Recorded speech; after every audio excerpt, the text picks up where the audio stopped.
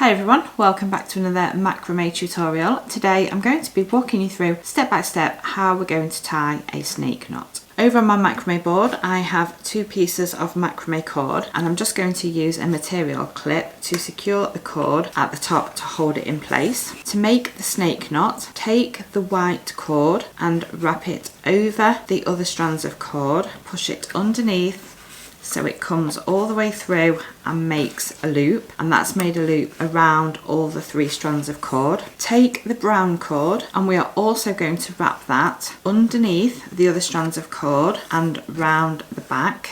Then we are going to bring that over the top of all the cords and thread it through the hoop. Then we're gently going to pull both pieces of cord to make it tight, and that has made our first snake knot. Once we've done that, we can remove the material clip, and that is now going to hold all our cords securely in place. And then I will show you that again. So take the white cord and place that under all the strands of cord. Then taking the brown cord, we are also going to push that under the strands of cord. Then bring the brown cord over the top of the cords and push it through the hoop, and then we are going to pull both the white and brown cord to form the second snake knot. And that's how we tie a simple snake knot using macrame cord. So now you would just continue to keep tying the snake knots until you had created as many snake knots as you required for the project you was making.